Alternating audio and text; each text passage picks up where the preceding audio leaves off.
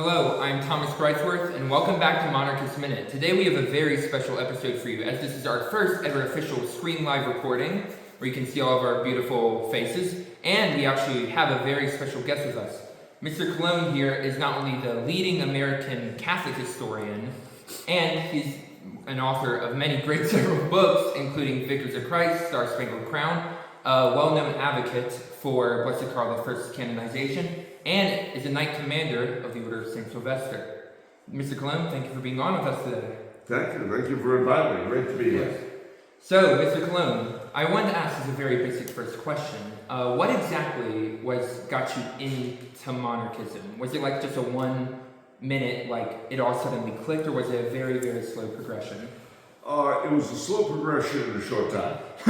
And what I mean by that is that I came from a family that were very patriotic, but on my father's side, a French Canadian, with a bit of Scots.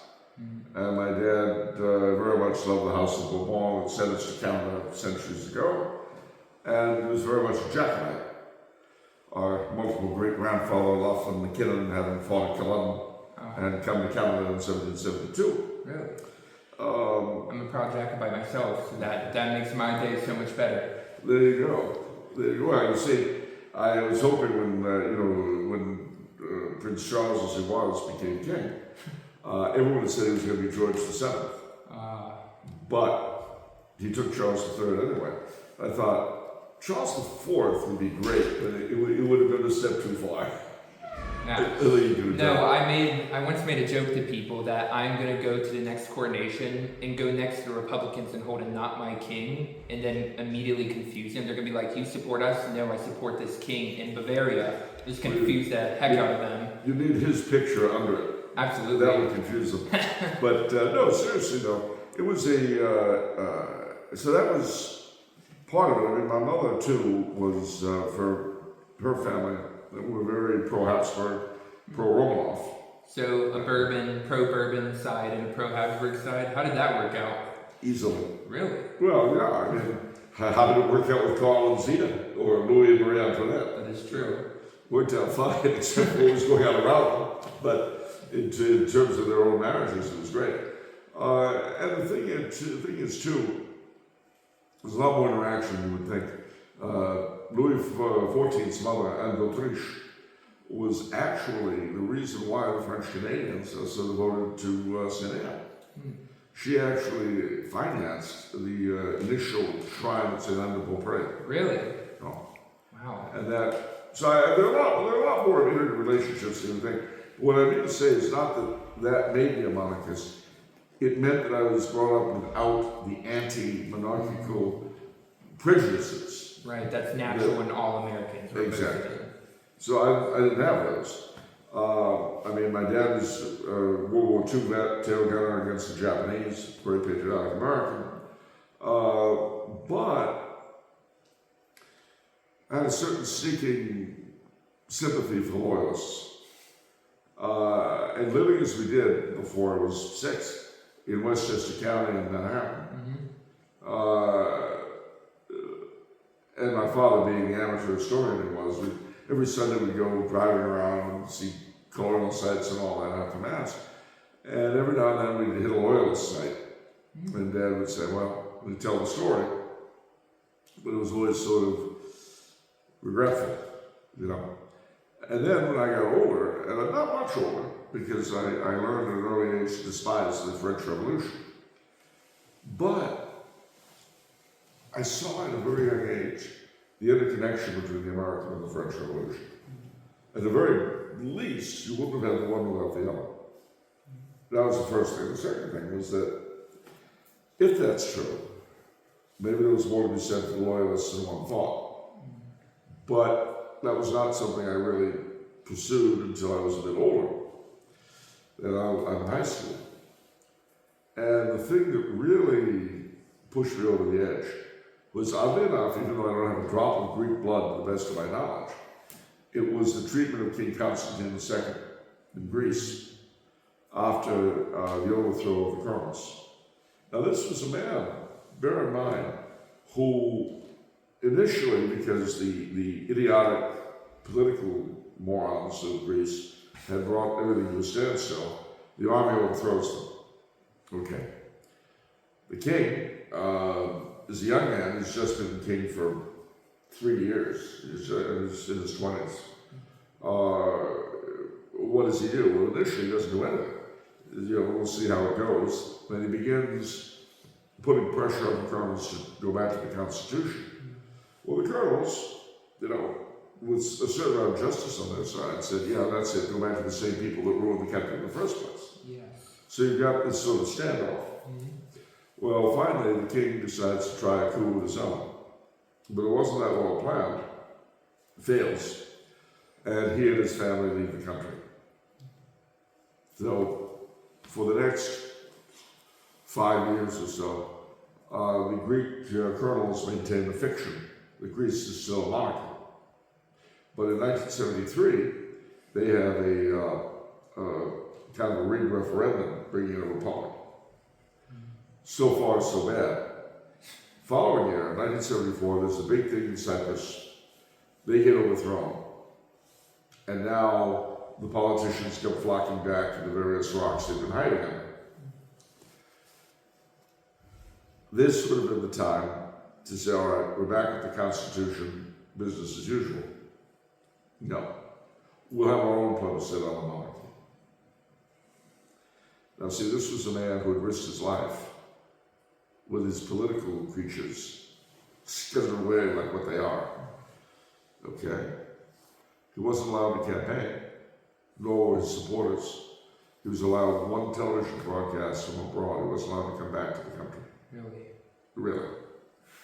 And then the plebiscite had its foregone conclusion. Greece became a republic, which it is today. And I was so annoyed as a 14-year-old boy at something so patently rigged and stupid. Yeah. And I said, you know what? To hell with it. That's what politicians are like. And I have to say that by and large, the political class are pretty much like that everywhere. Yeah. And don't get me wrong. When I say this, I don't mean to say they should all be shot and we don't need them. No. What I do say is that, like artists or athletes, the political class, on the one hand, do things the rest of us can't or won't. But on the other hand, and are devoted to it. They're devoted to power the way an athlete is devoted to his sport or an artist to his art. Which, as you know, if you know any of them, very often means their family lives are horrible. They're often not people you want to have to deal with directly. Absolutely. Because they're focused on something in a way that you and I can't be. Absolutely. Well, you need someone outside of that realm to keep them in their place. Yes. Someone in a position to smack them around if they need it. One of the best arguments for monarchy I've ever heard is one that is based off the family. A king doesn't have to be elected, so therefore there's a lesser incentive and lesser ability to bribe a king specifically to get what you need. One problem we see in America with many politicians who went in with good intentions, you know this better than anyone, is that they need the votes and they need the support, they need the campaign. But unfortunately, other very rich, powerful people say, hey, if you support this specifically evil policy, we will fund you a lot. But in a monarchy, as far as I've seen, that can't happen nearly as much. And that's why the monarch, again, seems to be a lot more unbiased in the fact that he's not bound to any of these. Well, and beyond that, where a politician only looks, on the one hand, only represents his own party, and on the other, only looks to the next election. Although it's funny, the Archduke Karl from Habsburg made the observation a few years ago that where once politicians only looked ahead as far as the next election, now they look as far ahead as the next press conference. And but everyone's attention span is getting shorter, so I don't see why they should be different. At any rate, the thing was that Franz Joseph, the Emperor of Austria-Hungary, was asked in 1905 by the then retired American President Teddy Roosevelt, what do you see your role as being? And he said, protecting my peoples from their politicians. Now, again, the king can look forward in a way that the politician can't, partly because he's stuck with it. Yeah. Look at Queen Elizabeth. My God, she became queen in 52. and she dies 70 years later. Now they don't all live that long. Franz Joseph himself, though, 1848 to 1916, you're stuck with living a long time, and you've got children you want to leave the family business to. Yeah. To say nothing of the children or your subjects. So there's an incentive for long-term planning. Yes, because kind of like what you mentioned about that family business idea, I wrote that down a long time ago. Like, if you're a businessman and you know your business is going to be passed down, who are you naturally going to have a higher incentive to make it better for? An elected other CEO who you may or may not know or care about or like, or your son? Yeah. And the natural parental instinct, again, that's one of the best arguments for monarchy, is the argument from the family. If every institution in society is in some way based off the family, then perhaps maybe a system of government based off the family is a better option. Well, yes, I think so. I mean, mind you, it's not perfect any more than anything else is. The question, and this is always a problem, the usual argument between monarchy and republic compares Henry VIII to George Washington. Yeah. But that's not really fair. No, it's not fair at all. If you're gonna, I always said this, like, we actually did a debate on monarchy versus republic at my university. One thing I tried to make clear, and that everyone else eventually agreed to, was that if you're gonna try and compare government systems, you can't just, for every bad monarch I can name 2 bad presidents. Or more. Exactly. So you have to get at the very root of it. What makes a monarchy? How is the government system flawed or better than the other? And that too, I mean, basically it would be just as ridiculous for me to say, well, monarchies are better, just compare Adolf Hitler to St. Louis. Exactly. Well, okay, that's an argument, but it's not a good one. That would be a fallacy in a way. Yeah, exactly. It would be stupid, and nobody would settle for that. But what you have to look at is the totality. And of course, there are monarchies and there are monarchies. I mean, I would not have wanted to live under the Ottoman Sultans or the Qing Empress of China. That's fair. But that having been said, notice also that they've never been replaced by anything better. That's the other half of that. Yeah. Like when Russia, the Tsar was overthrown, and most people, even some relatives of Tsar Nicholas II who still live today, say he wasn't the best monarch, but every single leader who's come after him then has been horribly worse. And the other thing too, and this is something people forget, you look at Kaiser Wilhelm, you look at Tsar Nicholas, that people would like to stick them with the responsibility for the First World War. Yeah. Well, I think it's a little different than that. The reason being, let's go back to 1905. Yes, sir. I wasn't there, despite what people will tell you. I'm not that old. I know I look it, but not true. I feel it, but all right, move on. But no, in 1905, Wilhelm and Nicholas, who were first cousins and good friends, they went for a cruise in Malta. And when they were done, they signed a treaty of non-aggression and alliance between the two countries. Well, remember, at this point in European history, in 1905, you had 2 blocks. You have the Triple Alliance, which is Germany, Austria-Hungary, and Italy. And you've got the Triple Entente, which is France, Great Britain, and Russia. Now, this treaty they signed between them required them also to try to get their respective 2 other allies in on the deal. They were envisaging a sort of sextuple alliance that would maintain peace in Europe indefinitely. So, that was their plan. They get home to their respective capitals, and both their governments immediately disavow the treaty. Which shows you that in 1905, let alone 1914, it was neither Nicholas nor Wilhelm who were dictating policy. All right, let's fast forward, 1914. Well, the other thing I should point out, every set of politicians in Europe in the 2 or 3 decades prior to the war were divided into a peace party and a war party, basically. Now, when I say it was a war party, don't think that they thought, gee, wouldn't it be great to have people killing each other?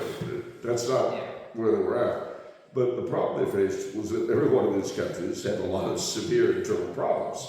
And a war often helps build the psychological trust. Precisely. And if you win a war especially, it's kind of like in the Cold War.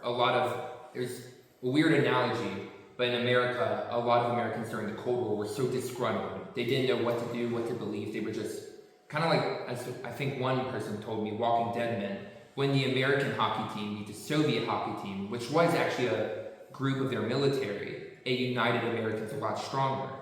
And the fact is, none of that should have happened. The Cold War shouldn't have been a thing. But the fact is, when we focused so much on it, we started beating Russia, it did unite to some degree. So there is some truth to that.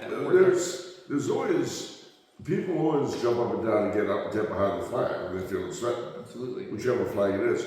But the problem is that they didn't realize what kind of a war they were going to get into.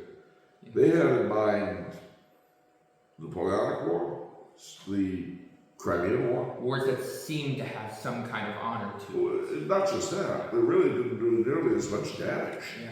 I mean, they weren't fun, believe me, but they were not the soul searing horrors that war became. They didn't realize that was what they were getting into. The Peace Party, however, in every country, thought, that's not really a smart idea.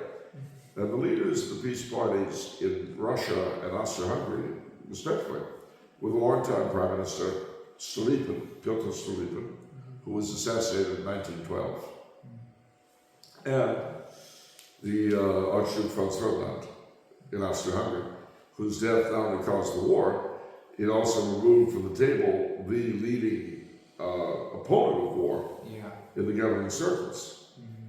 So the Peace Party is finished, and all of the heavy politicians are pushing. Serbia, and this too is funny, it's sort of funny in a sick way. Franz Ferdinand was actually assassinated on the orders of the head of the Serbian secret police, a man named Apis, not the Serbian government. But bear in mind that Apis had masterminded the overthrow of the king and murder of the king queen of Serbia in 1903, brought in the new dynasty, Peter I and the Karađorđevićes, and he was a big power. He wasn't someone that people wanted to mess with.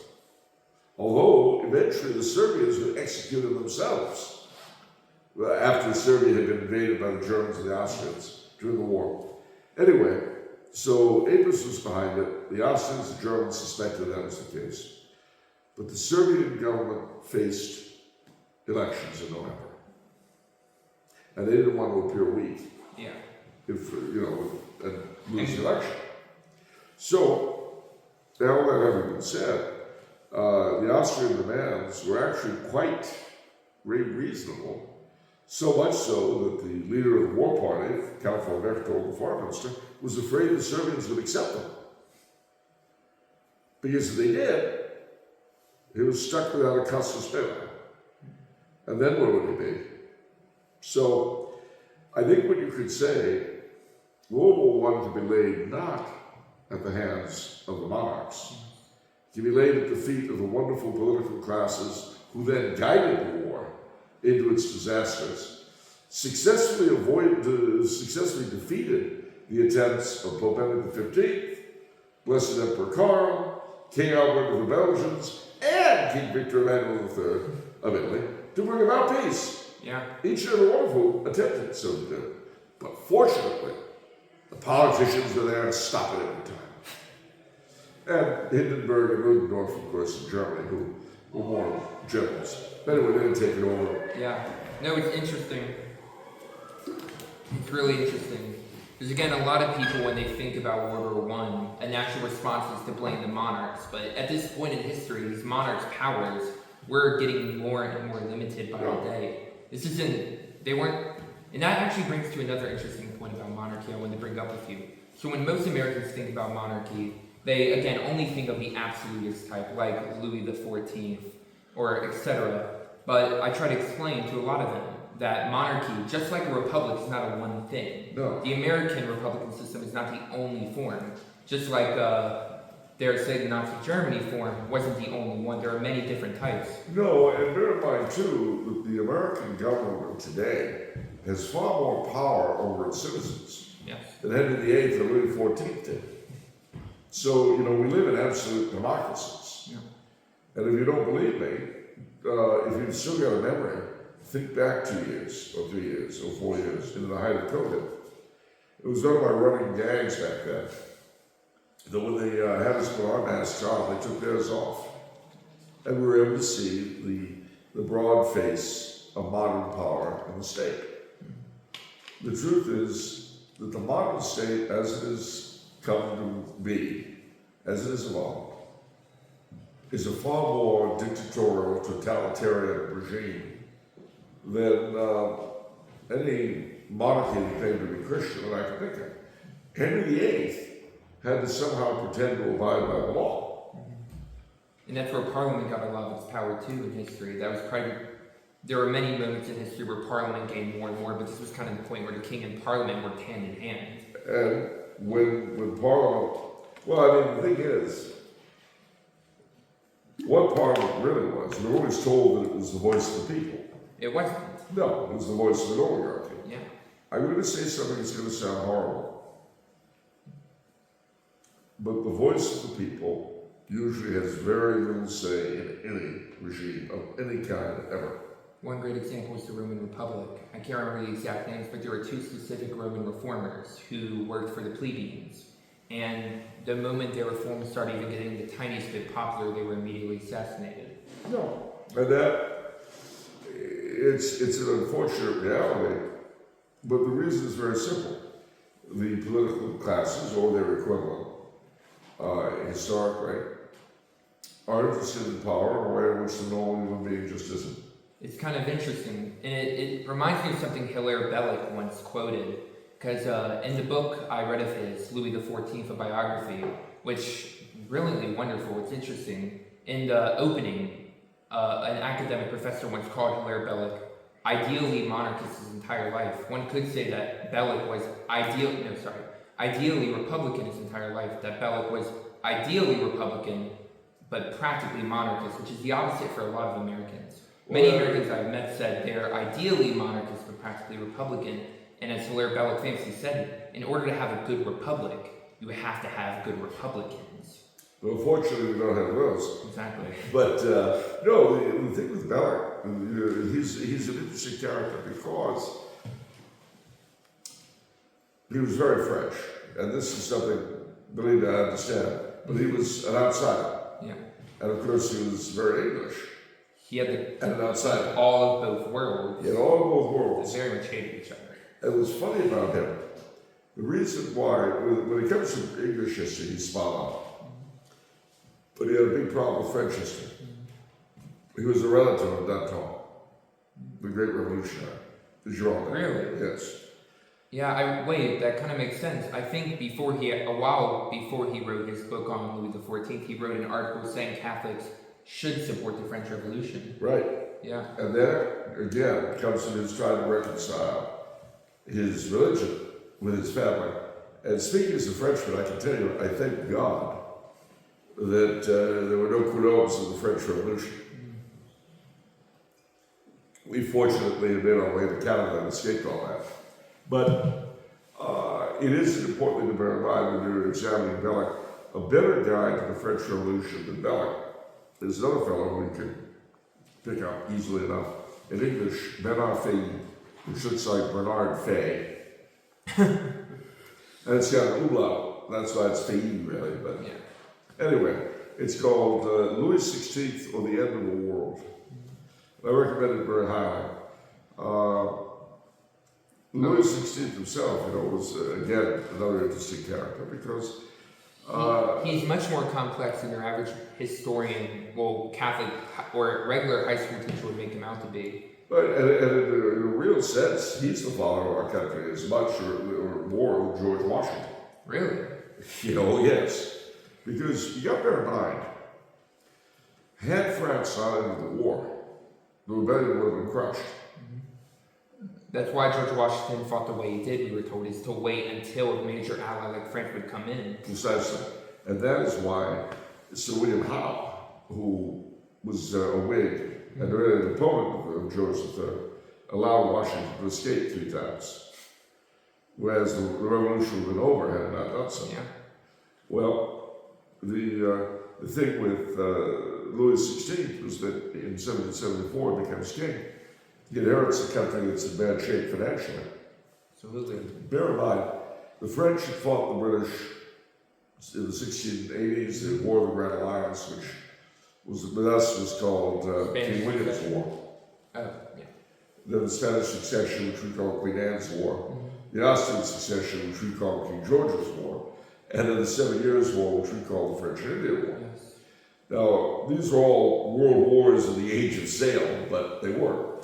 And what would happen in each one of them is the French might outfight and outgeneral the British, but they always ran out of money. And that was what would inevitably bring them to the table.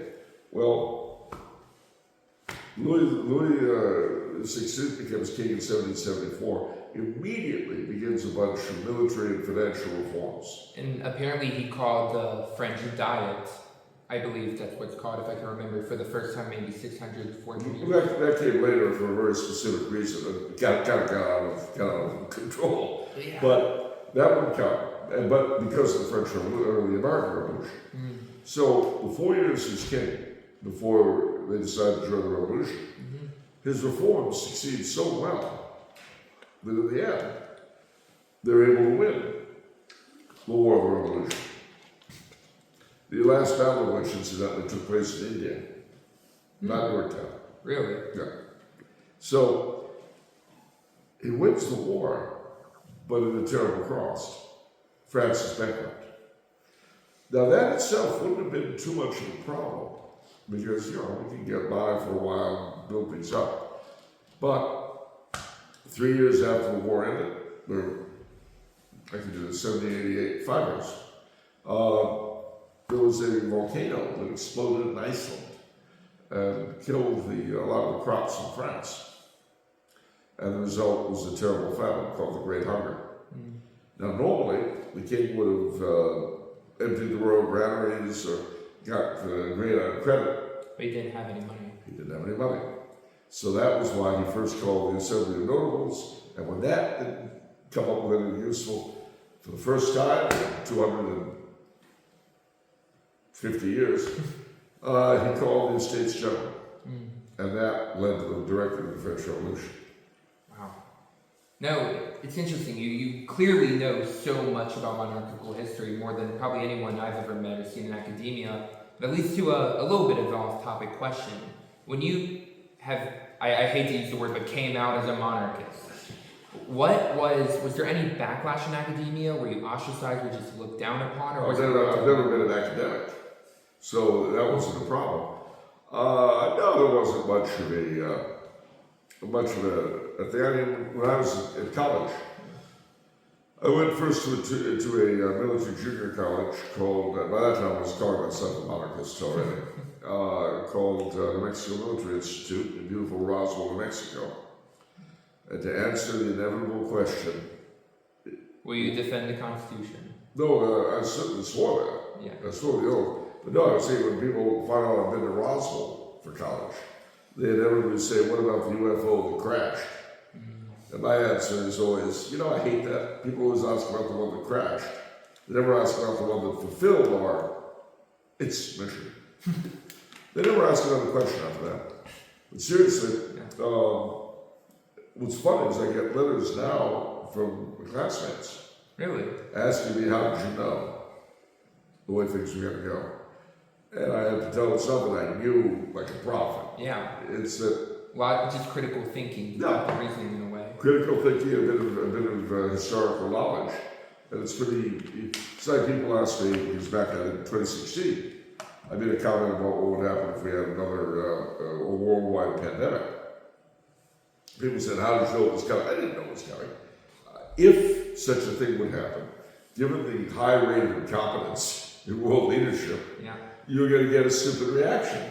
It's kind of like that old saying, like critical thinking, like what could possibly happen. History doesn't repeat itself in it, but it rhymes. If you study math, you can eventually find out naturally how the equations are going to end. Same with history. I mean, you won't get the specifics, but you'll get a basic idea. So at any rate, I was 2 years at the Institute, and then I went, it was a military junior college, so it was just a 2-year school. And then I went on to Cal State Northridge, majored in frat life, minored in political science. And that was the whole of my college education until I went off to the ITI. What did you major in at the ITI by any chance? What did you major in the ITI? Sacred theology. Nice. And I just graduated 2 years ago. Congratulations. That was why I thought you were a doctor. I thought I saw in the post was a doctorate. That was probably my bad. No, I'm an STM, a Master of Sacred Theology. Nice. But, no, most of my life has been spent as a writer and a journalist. Not an academic at all. And in that area, has there been any doubt? No, there isn't, because writers and journalists tend to, I'm not speaking about in terms of how they write and what you're going to see in the media, but how they tend to be as individuals. Tend to be much, much more tolerant of, shall we say, minority opinions than other people, simply because, number one, they don't trust their own craft. I mean, Sam Donaldson went to New Mexico Road History. You probably don't know who that is, but Unfortunately, don't. Don't worry about it. He was a newscaster in my far-off teenager, when I was your age. And I met him at an NMI alumni thing. Now, all during Reagan's years, he would attack Reagan constantly. And I finally meet the man face to face. And Reagan's still president at this time. And I said, so Mr. Donaldson, like you speaking to me. And I said, what do you really think of President Reagan? He said, oh, it's great. And he was quite drunk at the time he spoke. Oh, it's great. That's President Obama. I looked at him and I said, we wouldn't get that impression that you feel that way. What you say about him, every night. I was, oh gosh, that's just TV. You don't believe that crap, do you? And I was like, so the whole thing about fake news is something that if you have anything to do with media, you understand it goes back a long way. Absolutely. Well, I mean, so what I guess what I'm trying to say is I never had really too much trouble in that sphere, because writers and journalists as well, artists are used to minority opinions. Fair. No, I'm a theology history major because I love the idea of viewing history. I think Joseph de Maistre once said it, sub specie eternitatis, viewing history from the aspect of eternity. Everything has some kind of divine providence. When it comes to the French Revolution, he's probably one of my favorite writers, Joseph de Maistre. I am. Yes, I have his book at home on the Pope, and I basically take that view of the papacy. It's really wonderful. Well, de Maistre was really an amazing fellow. He gets a bad rap for several reasons today, but the truth is, he had a bird's eye view of everything that was going on. Yeah. And of course, he was not a defender of absolute monarchy as it had come to be. Absolutely. He was much more in favor of the decentralized medieval version. And I do this in quotation marks because it's a style of monarchy that's applicable to any period, really. Yeah. And that is, well, in my own research, my own writing, I've reduced, for want of a better word, and I don't have a simple word for it, traditional monarchy to 5 points. Looking at the Carlists in Spain, the Miguelists in Portugal, the Jacobites, and all sorts of groups that were Catholic and or Christian, and trying to see what they had in common. There are 5 points that they all seem to have in common.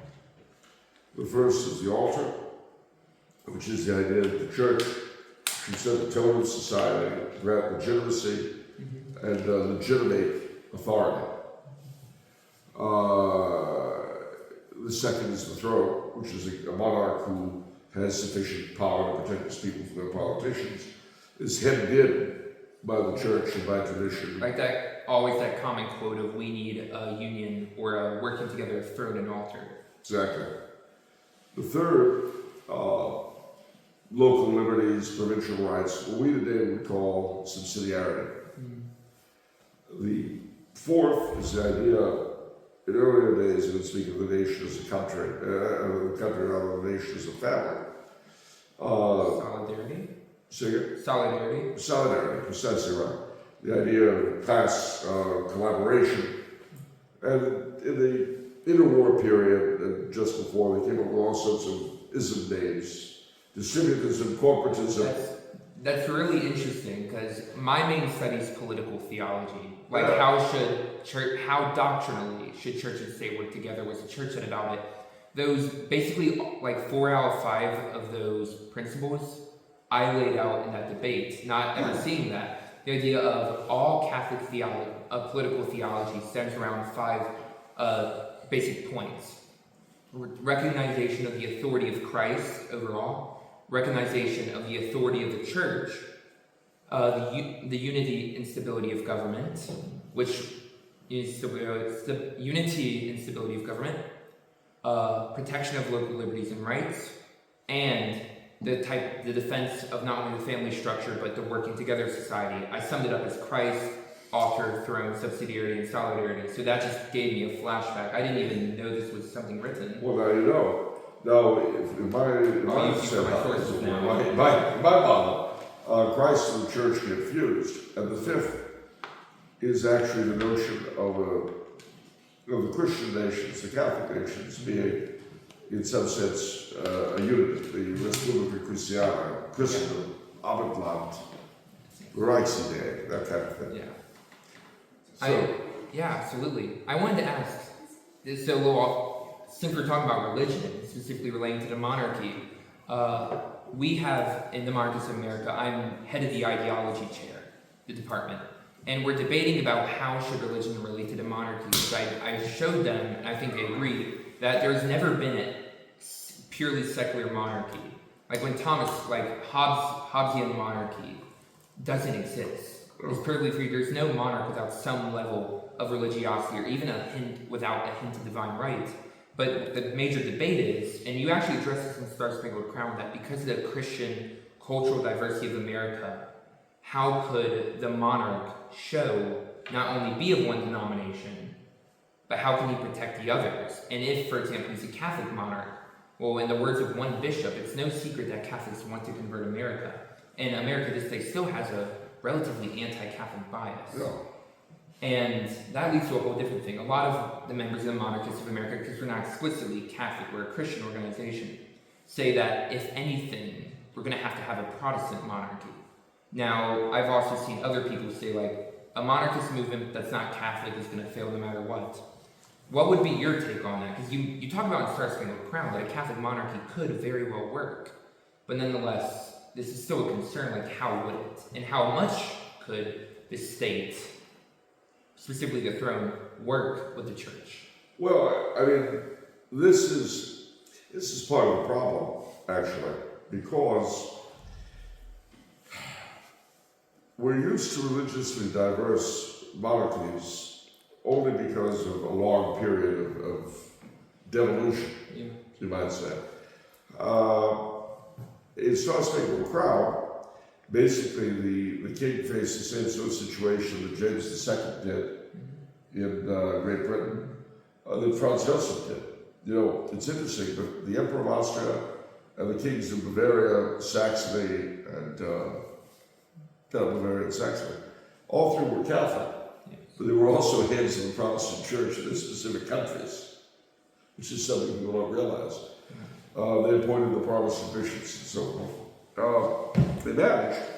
In the case of Star Spangled Crown, what I did was I had a Catholic king who, nevertheless, he basically applied what the Constitution was at the very beginning, which was that he given, on the one hand, a state could determine an established church.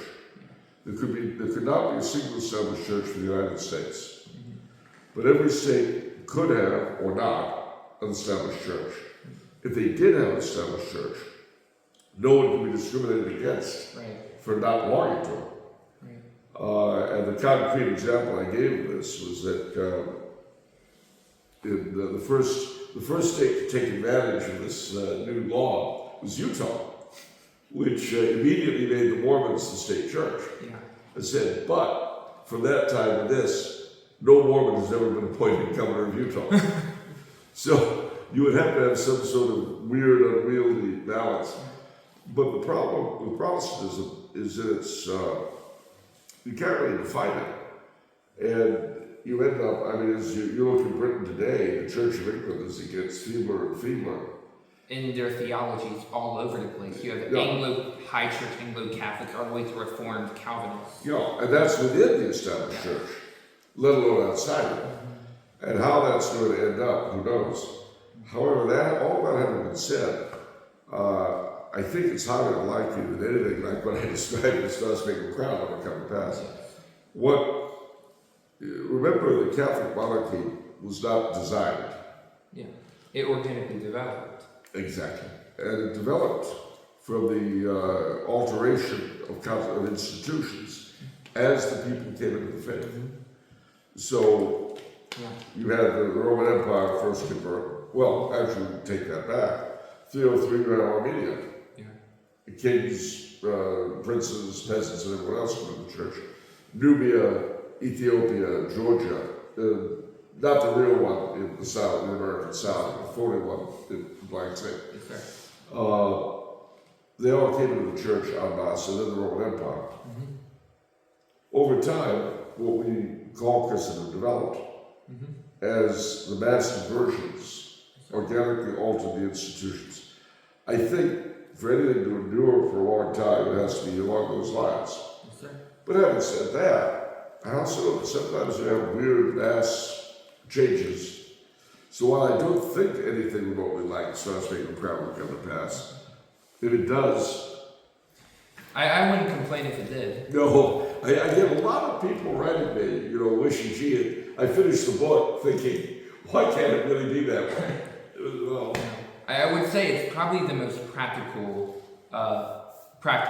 using it loosely here, way it could happen.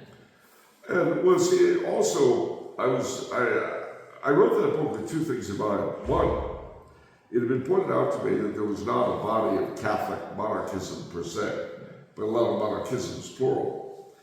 And so, using America as a tabula rasa, I was looking to see what defined Catholic monarchy in the abstract. Yes, sir.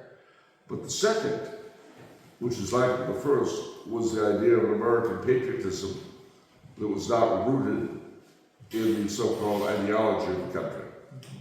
I mean, the reason why we've been able to function so well is that the Founding Fathers replaced the monarchy, really, the allure of monarchy, the charism of monarchy, with a sort of American civil religion, which everybody could belong to, and sort of deified the country. And this is rooted in a moral consensus. Most people thought the same things were right and wrong. 1960s come along, the moral consensus is broken. Out the window. Yeah. And so the religion of the country withered. And then in recent years, just as Calvinism flips into Unitarianism, American exceptionalism flipped into wokery. So we went from being the shining city on the hill, the last best hope. Americanism. Oh, yeah. The last best hope of mankind. We flip it. And now we're the worst country that ever lived. Founded in genocide and built on slavery. Well, neither of those are true. But the problem you have is that for so many Americans, the idea of patriotism, of love of country, not because it's the greatest thing that ever was, but simply because it's our country. It doesn't need to be wonderful. What's interesting about that is, I just want to make sure very quickly, doing good on time? Okay. So one interesting thing I thought of, when people say like being a monarchist in America is unpatriotic, I find that kind of odd, because the reason I am monarchist in America is because I love America. Patriotism as a virtue falls again under justice. You give your nation what's due. And if I love America, and love is to will the good of another, and I truly believe monarchy is the best form of government, even for America, why wouldn't I want it to be monarchist? Why wouldn't I want America to be a monarchy if I truly believe it's the best for it? Well, indeed. I mean, similarly, the Catholic is faced with that issue. And for the Catholic American, just like for the Catholic Indian or the Catholic Japanese, wanting his country to come into the church en masse, the conversion of his country, is the highest form of patriotism he can have. I mean, otherwise, Orestes Bronson in Catholicity, Necessary for Popular Liberty, way back in 1845, wrote that the United States would not survive long. It might be, he was talking about centuries. So for him, the 250 years that we've had in the United States were nothing. Yeah. Because he was, a standard, well thought out view of history and life. He did not feel that if the United States, he did not feel the United States could survive longer than a few centuries if they did not convert. Yes, it's kind of that really hard truth that any government system, any nation, no matter whether it's a monarchy, a republic, or a pure democracy, or a dictatorship, if it strays away from the true faith, it's naturally going to start corrupting and collapsing little by little into nothingness. Well, it will fall apart. And the thing to bear in mind, too, I wrote an article called, I think it was Disembodied Church and Zombie State. And in there I made the point, I made it elsewhere, but that one comes to mind. There's really no such thing as separation of church and state. Absolutely, because there's no real true separation of body and soul until after death, and then eventually they come together. And there's no confessionally neutral state. Every state has the equivalent of state church. Now, it might not be religious. The Soviet Union was communism. France had the cult of reason. Exactly. And we have this weird, dribbling, whatever it is we have. But that's our state religion. And of course, every state religion has its heresies. It punishes those who don't, to a degree, that don't go along, and so on.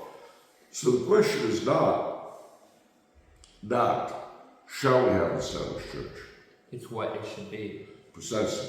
It's not shall we have a ruling class, but what will the nature of that ruling class be? Yes, two things relating to that. I remember, because again, I absolutely agree with that. Church and state can never be fully separated. It's actually impossible for our human nature. It's like Pope Leo XIII famously said, the state without a church is like a body without a soul. Church without a state is like a soul without a body. But what's interesting, I think it's one of the arguments a lot of people, if they look through history, can agree on. It's called the iron law of oligarchy, which is a sociological theory, and I think it's pretty true. States that no matter how much you try to divide power and authority, eventually at some point it's all going to be in the hands of a few or one. And I think we've seen this throughout history. So my basic logic is, if this is an inevitable reality, that power is inevitably going to be in the hands of few or one, then we should do our best to try and make sure the few or one who has that power and authority uses it well, has a system in which they can be incentivized to use it well. Yeah, very true. The other thing, too, just randomly thinking, you recall, of course, when Aristotle and St. Thomas taught that there were three good kinds of government. Monarchy, aristocracy, and politia. Exactly. Yes. Which the three good kinds. And then they had three evil twins.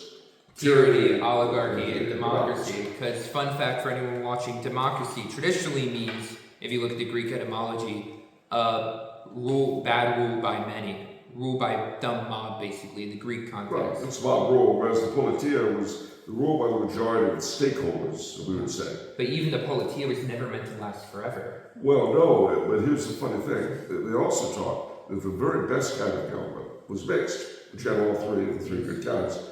And for them, the king of the estates summed that up in the medieval format.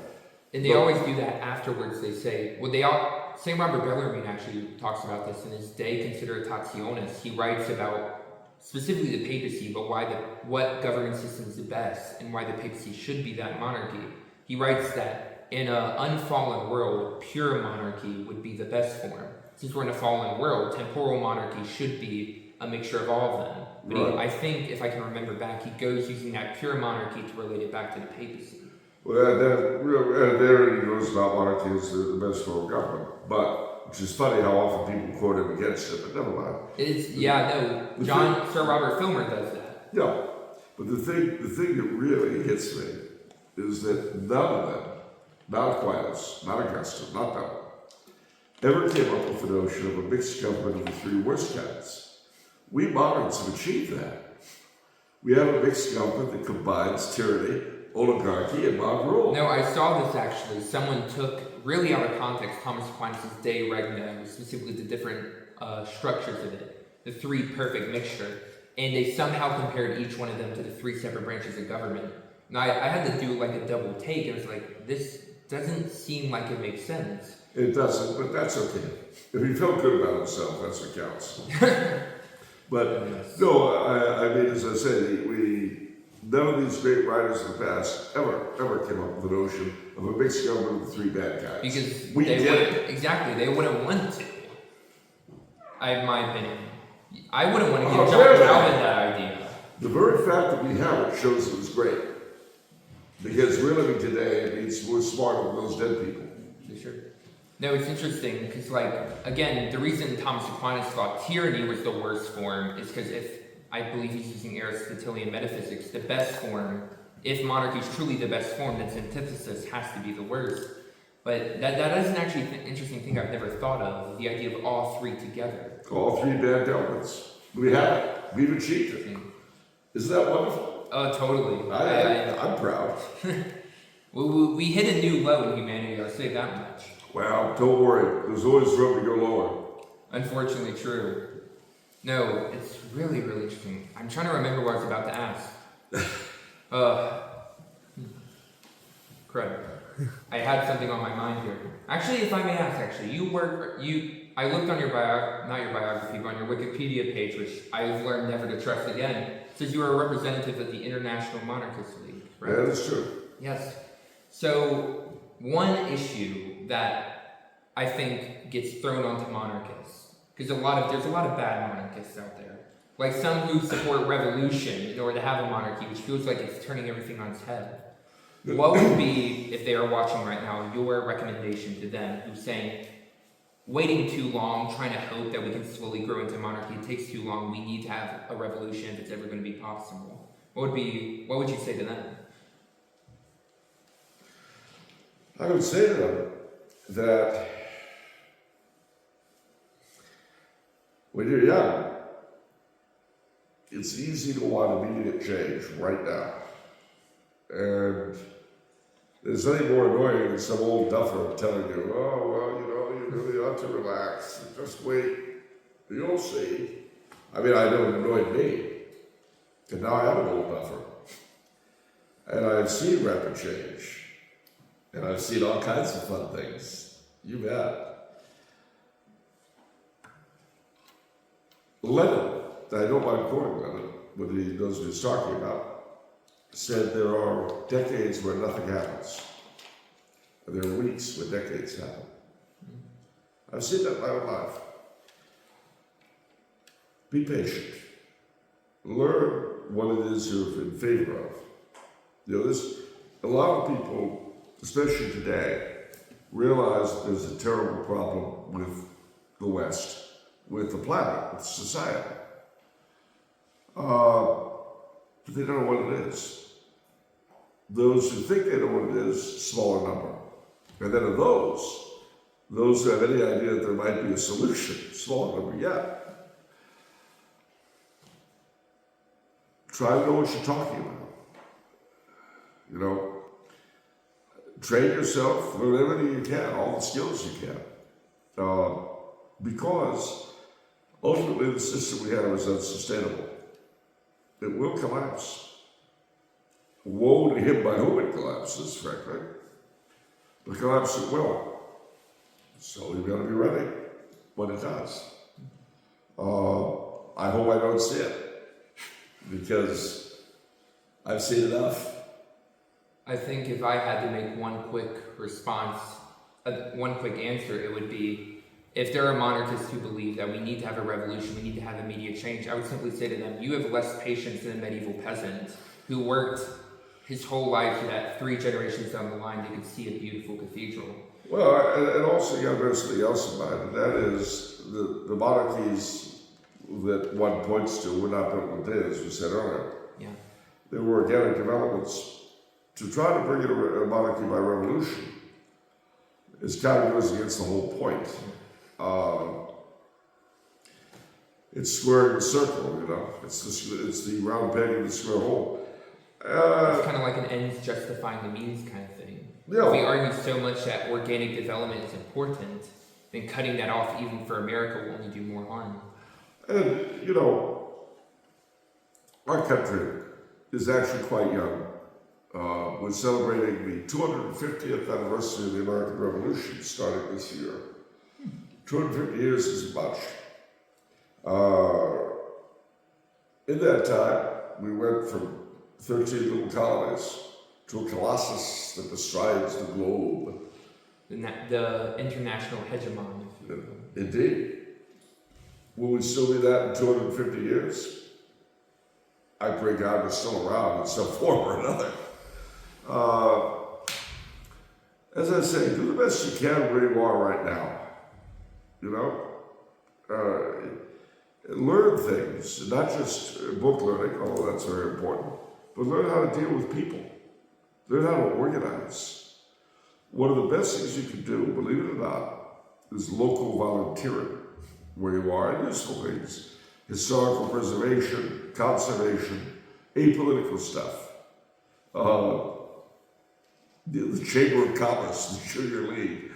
Things that will give you experience in working with people and getting things accomplished, getting things done that in and of themselves are actually useful and good for the community. Because not only will you pick up important skills in case things go south in your time, you'll also meet people who wonder, well, gee, why are you so good at what we're doing this? Why do you do it? And you will truly be, in a way, I hate to use it a little out of context, but Plato's man, growing in virtue constantly so you can make your nation better, little by little. Also, I think we have a little bit more time. I'd like to ask maybe one or two more questions, if that's okay. So, thank you for addressing the audience about that specific issue. I think there's one more that needs to be addressed specifically for Catholic monarchists. And that is the idea. So you have many Catholic theocratic monarchists, such as myself, online, who have slowly, or actually I would say very quickly, more and more have gone down. Extremism is an overused word, but actual extremism. And I tend to attribute it, like for example, you have many who are unironically, unequivocally anti-Semitic. You have many who say the church was wrong to stop this thing. I've actually seen many who says kings were right to disobey the Pope in matters of the Inquisition, so on and so forth. And they support many, again, the list could go on and on. This is one issue I have to deal with as a Catholic theocratic monarchist. I think the issue can relate to a lack of prayer life. I always tell people to not study politics unless your prayer life is in check, because you will eventually forget that the state is a means to an end, which is heaven, not an end in of itself. It is a means to an end. Of course, there's also something else in our mind. It's definitely a means to an end. And if you don't have a prayer life, anything you do will be spoiled one way or the other. I don't care if it's baking or being a professional manicurist. But there's something else that has to be borne in mind too, and that is that it's easy to react violently against something that's wrong or become equally wrong. Two extreme vices and still vices nonetheless. Precisely. Nestorianism versus Monophysitism. But in this question of church and state, I look at the Guelphs and the Ghibellines. The Guelphs being the pro-papal power, the Ghibellines being the pro-imperial power. Ultimately, in the end, the Guelphs won. The empire was destroyed, and the result was disaster. But in the East, amongst our Orthodox brethren, equivalently, the Ghibellines won, and the Guelphs were destroyed, and so the autonomy of the church was destroyed, and the result was a different kind of disaster. So maybe the Guelph and Ghibelline impulses were really meant to dwell in creative tension. I mean, on the one hand, you couldn't have a proper Holy Roman Emperor without the Pope crowning him. On the other hand, the Holy Roman Emperor convoked the ecumenical councils until Trent as well, but then after that, no more emperor. And the emperor and the kings of France and Spain have the right to veto a single candidate at a conclave. There's a balance. An unruly balance, very much like the relationship between men and women.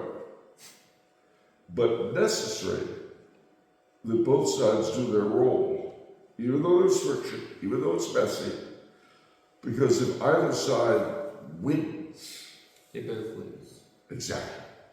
And I think that's where we can about end it. I think we should end in a quick prayer, and then we'll call off in the name of the Father, and of the Son, and the Holy Spirit. Amen. Our Father, who art in heaven, hallowed be thy name. Thy kingdom come, thy will be done, on earth as it is in heaven. Give us this day our daily bread, and forgive us our trespasses, as we forgive those who trespass against us. And lead us not into temptation, but deliver us from evil. Amen. Saint Louis IX of France. Pray for us. Saint Henry II of the Empire. Pray for us. Blessed Karl I of Austria. Pray for us. In the name of the Father, and of the Son, and of the Holy Spirit. Amen. Thank you so much for watching. Once again, this is Monarchist Minute. I am your host, Thomas Brightsworth. Mr. Coulombe, thank you for having me. Thank you, man. God bless.